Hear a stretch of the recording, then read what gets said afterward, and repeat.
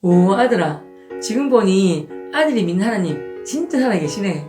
이제부터 엄마도 아들이 믿는 예수님 믿고 평생 교회 다닐란다. 구독, 좋아요, 감사합니다. 예!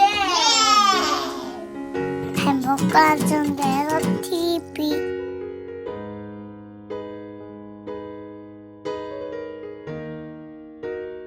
반갑습니다.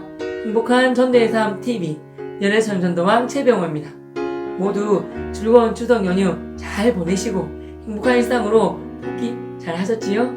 저도 기쁘고 감사하게 추석 잘 보내고 행복한 일상으로 잘 돌아왔습니다.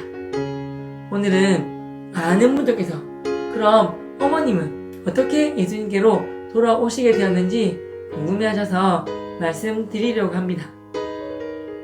아버님처럼 때리시거나 화를 내시진 않았지만 어머니께서도 제가 교회 다니는 것을 영 못마땅하게 생각하고 계셨습니다. 저만 원래대로 불교로 돌아오고 제사상에 절도하며 제사 지내면 집안에 아무 문제 없고 행복할 텐데 하는 생각으로 틈만 나면 저에게 다시 불교로 돌아오라고 말씀하셨습니다.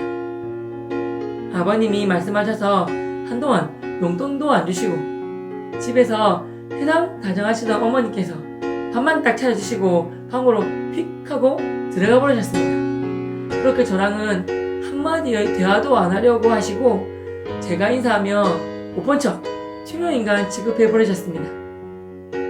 한참 신앙 핍박을 받을 때 아버님을 통해서는 육체적, 정신적으로 힘들었다면 어머님을 통해서는 정서적으로 많이 괴로웠습니다. 세상 사람들이 다 내게 등 돌려도 끝까지 나를 믿어주시고 내 편이 되어주실 분이 우리 어머님이라고 생각하고 믿고 자랐었는데 그런 어머님이 제게 일부러 더 어색하고 차갑고 싸늘하게 대하시니 마음이 불안해서 더욱 견디기 힘들었습니다. 그래도 시간이 흘러 아버님이 교회 가는 것은 허락하셨을 때 일부러 모질게 제게 대했던 것이 영 마음에 걸으셨는지 몇 번이나 제 얼굴을 쓰다듬어 주시며 우리 아들하고 맛있는 밥 잘 차려주시던 모습이 지금도 생생히 기억납니다. 큰 누님이 둘째 아기를 낳아서 저희 집 아래층에서 살았던 적이 있었습니다. 어머님이 큰 누나 산후조리도 해주시고 두 아이들을 돌보아 주셨습니다.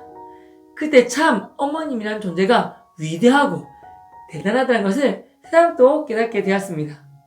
특히 잘 때 두 아이가 새벽에 번갈아 가며 한두 시간 간격으로 깨어 어머님이 아이들을 번갈아 가며 업고 다시 재우고 나서 주무시는 모습과 어머님의 볼살이 쏙 들어간 것을 보면서 참 마음이 뭉클하고 아팠었습니다.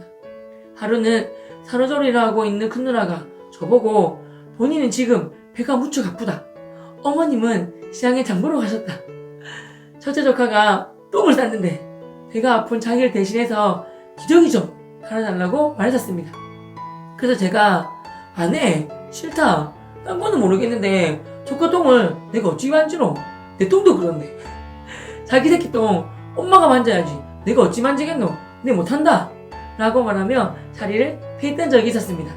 그랬더니 큰 누나가 어이구 하나님의 아들이 돼가지고 조카 똥도 하나 못 치워주고 참 잘한다. 하나님이 참 좋아하시겠다 라며 옆에 와서 비꼬고 웃으며 놀리는 겁니다. 방에서 컴퓨터 워드 작업하고 있었는데요. 누나의 말이 들리니 저는 모니터에 계속 기저귀 똥 이것만 계속 쓰고 있는 겁니다. 누나 보고 나가라 말하며 문을 걸어 잠그고 침대 앞에 무릎을 꿇고 기도했었습니다. 하나님, 누나 말대로 제가 삼촌인데 조카 똥도 하나 못 치워주고 저 참 사랑이 부족한 삼촌인 것 같습니다. 그런데 하나님, 그래도 똥은 좀 너무합니다. 진짜 못 만지겠는데요. 라고 말했더니 하나님이 병호야, 초등학교 때 화장실 청소하면 선생님이 참 잘했어요. 도장 찍어줬지? 그거 몇 개 모이면 공책이나 필통으로 바꿔주셨잖아. 그 방법 사용해보렴 하고 말씀하시며 아이디어를 주셨습니다. 그래서 제가 바로 큰 누나에 가서 큰 누나야 미안하다. 내가 똥주기 갈게.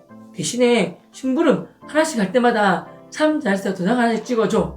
그 도장 5개 모이면 교회 한 번만 같이 가죠 라고 말했었습니다. 영 못마땅해 했지만 아쉬운 입장에 있는 사람은 큰 누나니까 그렇게 하기로 저와 계약을 맺게 되었답니다. 근데 큰 누나는 한 번 심부름시키면 도장 찍어주는 것이 아니라 기저귀 갈고 집안 청소시키고 밥 차려오라고 하고 다리 부었다고 다리 주물러 하고 이렇게 3일 정도 종처럼 저를 부려먹으면 도장 하나씩 찍어주었답니다.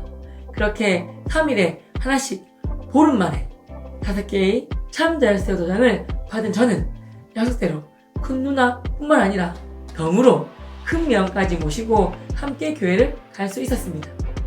사실 어머님이 교회에 올 수 있게 된 것은 큰 누님이 도움을 주셨는데요. 하루는 큰 누님이 엄마도 일하지 말고 좀 쉬세요. 병호한테 참 잘했어요 도장 하나씩 찍어주고 이것저것 다 시키면 돼요. 이거 참 편하고 좋아요 라고 말해주었답니다. 그 덕분에 어머님이 설거지 하시려면 제가 대신하고 도장받고 청소하시려고 하면 제가 얼른 가서 청소하고 도장받고 어머님은 역시 어머님이셨습니다. 제가 큰 누나 보고 누나야 봤나? 엄마는 이렇게 조금만 도와드려도 도장 이렇게 잘 찍어준다. 누나는 3일 동안 종처럼 나를 부려먹어야 찍어주는데 역시 엄마는 다르다. 좀 보고 배워라 라고 말하며 큰 누나와 제가 함께 크게 웃었던 기억이 납니다. 이렇게 해서 어머님이 도장 5개 모아질 때마다 한 번씩 교회를 같이 가면서 예배를 드리게 되었답니다. 그러다가 드디어 어머님이 도장이 5개 안 모아져도 예수님을 믿고 교회를 오게 되신 사건이 있었습니다. 저는 대학생이 되고 학비를 벌어야 했기 때문에 아르바이트로 과외를 했었습니다.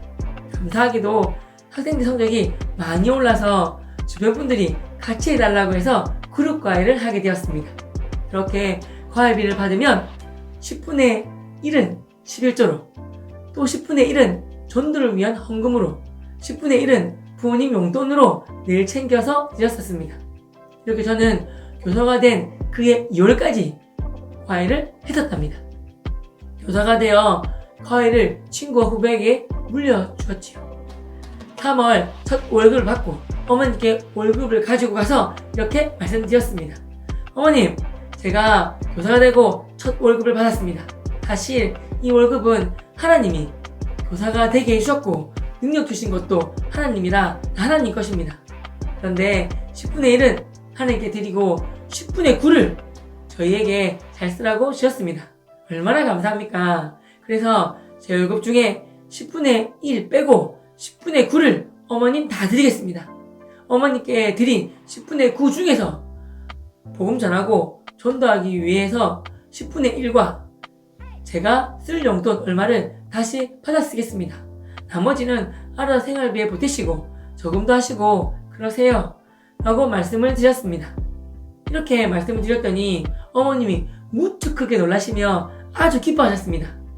그러고는 바로 하시는 말씀이 오 아들아, 지금 보니 아들이 믿는 하나님 진짜 살아계시네. 이제부터 엄마도 아들이 믿는 예수님 믿고 평생 교회 다니란다. 어떻게 엄마에게 10분의 9나 줄 생각을 다 했노? 아니다. 아들이 수학교사고 돈도 더 잘 관리하니 엄마한테 안 줘도 된다. 안 줘도 예수님 믿고 평생 교회 갈게 라고 말씀하셨습니다. 그 말씀을 듣고 진짜 기뻐서 하나님께 찬양과 감사와 영광을 올려드렸었습니다.